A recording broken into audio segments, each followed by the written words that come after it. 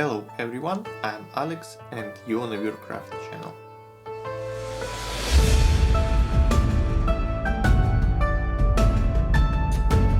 In this video we are building a tavern.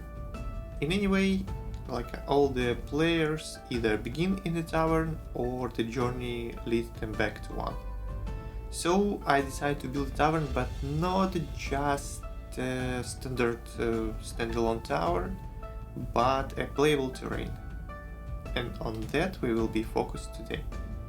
To be honest, I'll admit up front, I completely underestimate the scope of this project. What seemed like a simple idea turned into a huge build. It took way more time and effort than I originally planned. If you decide to start with your own project like this, my advice, looking back, I already finished my build and I can advise you to start with something smaller if it is your first project. Because to be honest, I really underestimate the effort which need to be put on and how complicated all the stages would be.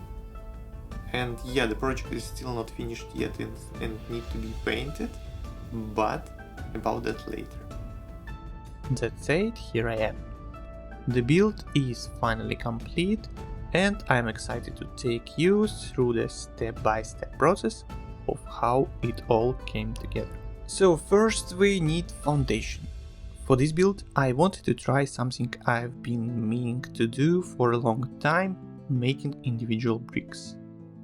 Naturally, the first step was to create those bricks. Overall, the process is pretty straightforward, but it's very time consuming. I used a Proxon hot wire cutter to cut the foam, but if you don't have one, you can definitely do this manually by hand and something sharp. Yes, most probably it will take longer, of course, but if you don't have access to the hot wire cutter, you will have to do that manually. So, I started cutting strips.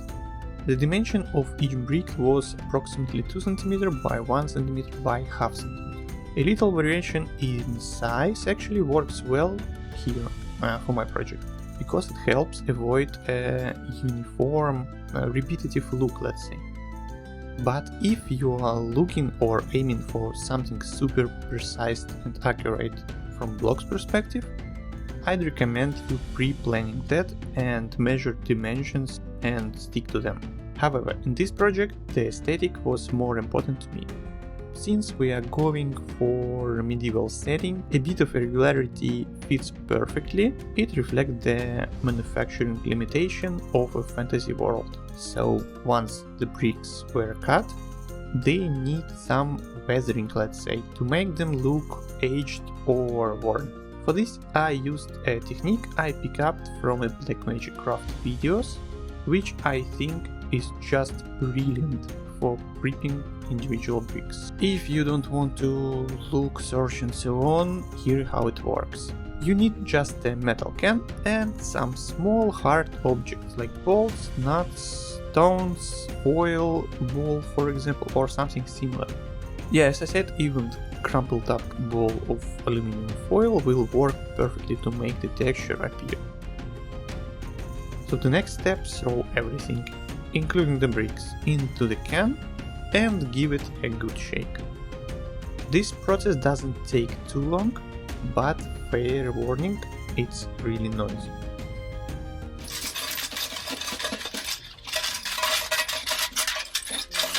After a while, just check on the bricks. If you feel like they are not textured enough, just keep shaking the can in different directions, rotated one, and yeah, just check time to time until you're satisfied with the results. The next step, as always, we are move on to planning the layout of the tavern.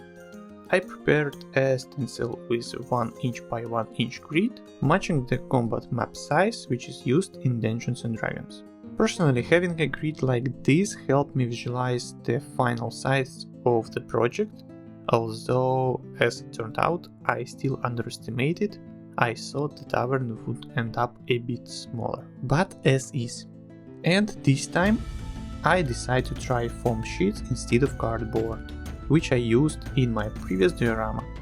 Overall, foam sheets are very convenient to work with, and the final product is sturdier. I wouldn't say they caused any issues during the build process either, so it's all positive. Plus, they are not really expensive. I pick up those foam sheets in a local hobby shop. In general, I try to support small local stores whenever possible and prefer buy some craft materials and supply from them. So, after measuring the height of walls, I cut the required dimension. I went with a wall height of 3 inches or just over 7.5 centimeters, which scales well with my miniatures and match the size of the floor tiles. After a quick test fit to ensure the dimensions worked, I started assembling everything using a hot glue gun. This allowed me to join foam pieces quickly without waiting for glue to dry, and once that was done, I covered the corners of the walls with the foam bricks I made earlier. For the bricks, this time I used regular glue to attach the bricks. First, because it gives more working time, you can still adjust or reposition the bricks if needed, and the second, I want to test how it would work, because as I said, I never used individual bricks before, and this is first time when I'm using foam walls in the project like that. And you know what? I was really happy with the results, and I was very impressed with the intermediate process, to be honest. So since everything was going so well, I moved on to covering the entire wall. I alternated between regular glue and the hot glue gun to see how they compared and complement each other.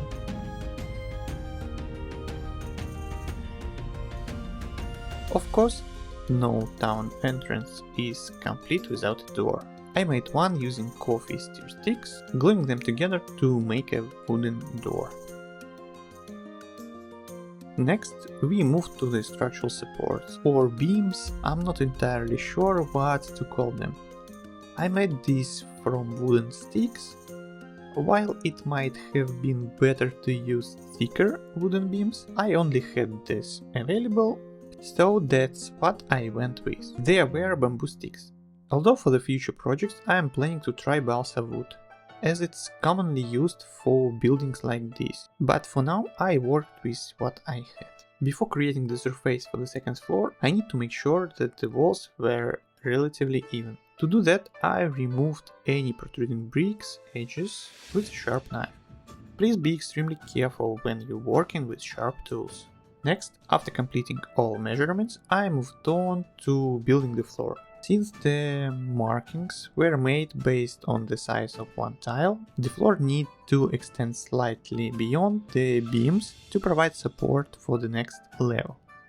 The first row of boards wasn't secured very firmly, but I planned to later apply glue to strengthen everything. Once the boards were glued together, the structure became much more stable. Attaching the wooden planks for the floor felt a lot like solving a puzzle. You are essentially piecing together a mosaic, hoping that everything fits as seamlessly as possible.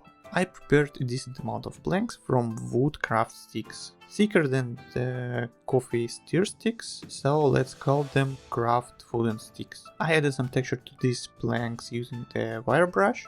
Adding texture like this creates a more random pattern on the wood, making the planks look less like factory-made pieces and more like a rough, natural timber with character.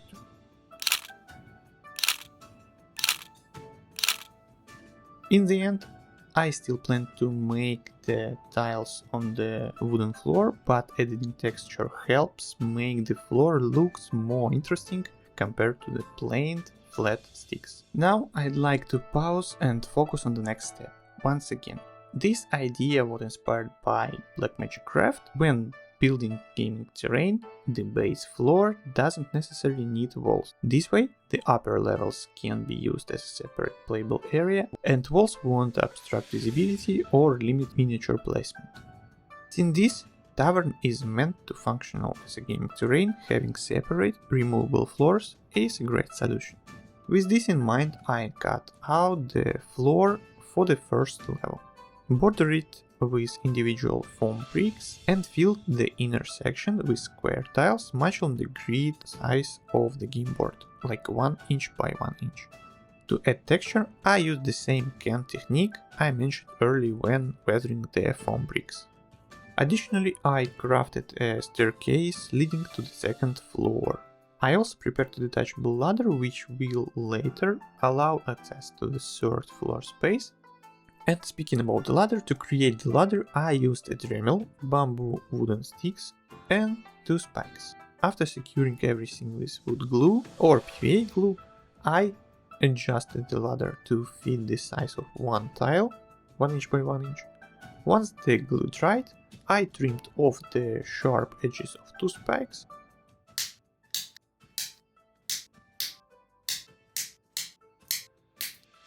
and used the hobby saw to give the wood weathered effect. And you know, surprisingly, this method worked even better than using a wire brush. So I will definitely keep this technique in mind for future projects. Next, it was time to work on the second floor. I measured everything and I also divided the space into tiles and began preparing the walls for the rooms. As you can see in the video, I used Dremel to score the wooden planks and carve tile lines into them. Then I darkened these lines with a just regular pencil. I hope this will remain visible later during the painting. After I used mini hinges to create functional doors for each of the rooms. I think they look pretty cute, although they might not be perfect to scale, but the fact that they can be opened and closed is already a big win. With interior mostly done, I moved on to the exterior. I needed to prepare the windows and wooden paneling to the outer walls, and start on the second floor layout. For the windows I decided to use wood and just clear UV resin to mimic glass. You might have already seen these windows in my shorts or Instagram, they were made specifically for this project.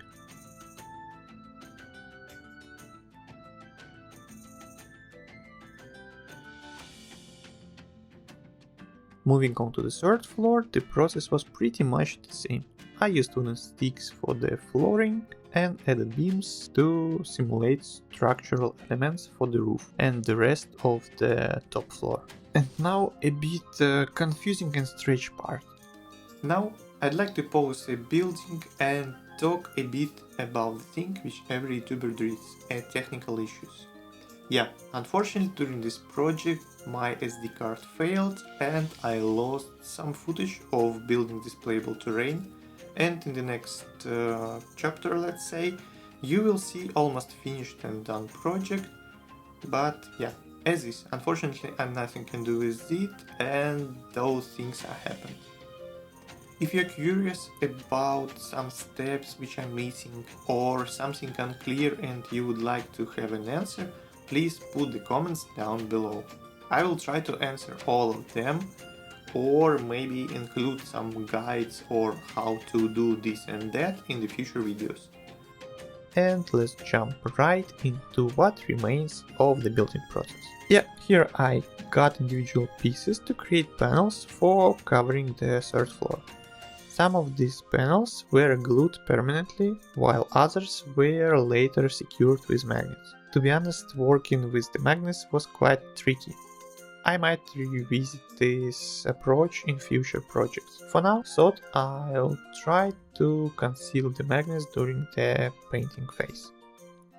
And speaking about painting, I'd like to save that for a separate. This project already took a lot of time, and with the technical issues on top of that, I think it's best to share the results as they are now. Besides painting, the tavern will definitely be a fun and exciting challenge, and I'm hoping it won't take nearly as long as building it did. So I'll see you soon in part 2 of this video. And remember, your likes, views and comments help speed up the release of new content.